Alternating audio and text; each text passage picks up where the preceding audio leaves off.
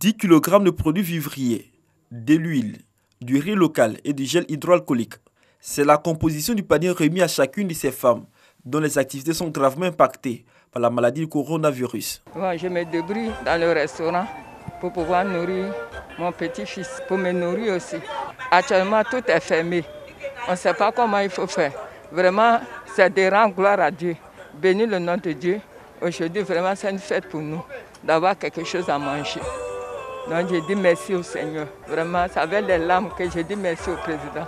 Je rentre dans une école, l'école est fermée. Et aujourd'hui, ils ont pensé à nous avec mon bébé de 2 mois. C'est pas facile. Je prie que le Seigneur vous aide. Cette opération dénommée le panier solidaire est une initiative du secrétariat d'État chargé de l'autonomisation des femmes en partenariat avec Canal Land Africa.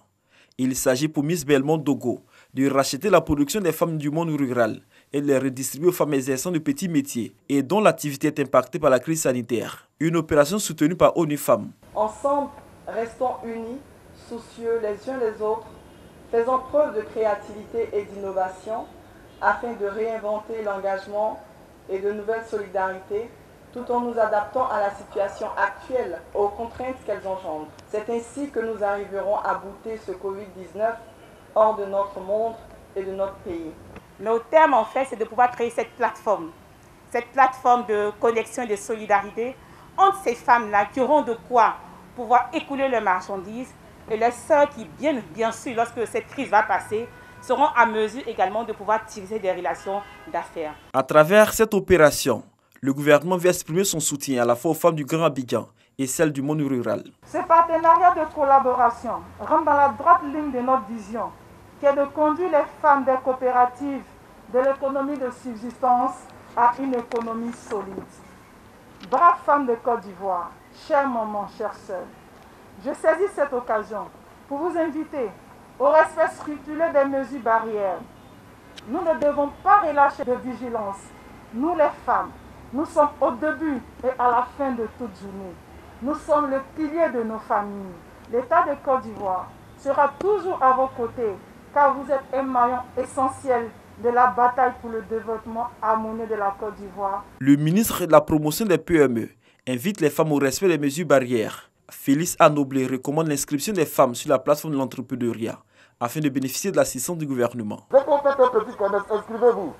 C'est gratuit, on ne paye rien. Inscrivez-vous. Ils vont vous donner un papier qui est la même chose que votre registre de commerce. C'est la même chose. Vous pouvez ouvrir compte en banque avec, vous pouvez tout faire avec, vous pouvez faire commerce avec.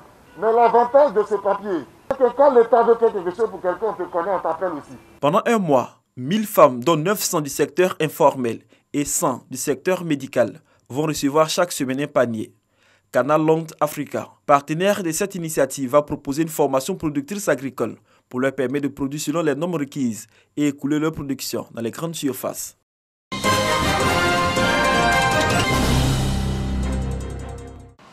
Les pluies seront fortes et diluviennes cette année selon la météo. Pour faciliter l'écoulement normal des eaux pluviales, l'État de Côte d'Ivoire a engagé des travaux dans le district d'Abidjan et à l'intérieur du pays. Les travaux sont réalisés sur des sites d'urgence ou zones critiques. L'Office national de l'assainissement et du drainage a fait le suivi des travaux. Le premier ouvrage, c'est un barrage. Un barrage écrêteur du cru, ça retient toutes les eaux qui viennent stocker là. Mais quand vous avez stocké les eaux, il faut qu'elles circulent jusqu'à un exutoire qui est ici dans la lagune. Mais ce qu'on a compris, c'est qu'il fallait réaliser un canal, l'élargir et le couvrir par endroits. Et là, nous nous rassurons que l'exutoire est bien entretenu, que les curages sont en cours, que tout va se dérouler normalement pour cette saison des pluies. Des travaux qui devront permettre d'éviter encore des drames. Anne Ouloto, la ministre de la Salubrité, vérifie leur état d'avancement. Je suis heureuse de constater que l'ouvrage qui a démarré depuis bientôt 1 an et demi, cet ouvrage avance à grands pas et déjà joue son rôle. L'année dernière, déjà, la rue Ministre, nous n'avons pas eu d'inondation. Nous en avons profité également pour nous assurer de l'évolution des autres travaux, notamment au niveau de la Riviera 3 et naturellement au niveau ici du canal du Golfe, pour nous assurer que l'entretien se fait L'objectif du gouvernement, c'est de faire en sorte que nous n'ayons pas de situation dramatique en raison de cette saison des pluies qui s'annonce. Les travaux de drainage sont en cours d'achèvement, mais déjà la ministre appelle les populations à quitter les zones à risque. Le gouvernement fait sa part en construisant des ouvrages qui vont jouer leur rôle, mais en même temps, les populations doivent également jouer leur rôle en évitant d'aller s'installer dans des zones à risque, en évitant donc de créer des situations d'éboulement, de glissement de terrain, etc. Et cela, naturellement, la conséquence, ce sont les morts d'hommes. Nous voulons une saison des pluies sans désastre majeur pour la vie humaine. Dans le district d'Abidjan, il existe une vingtaine de zones à risque selon l'Office national de l'assainissement et du drainage.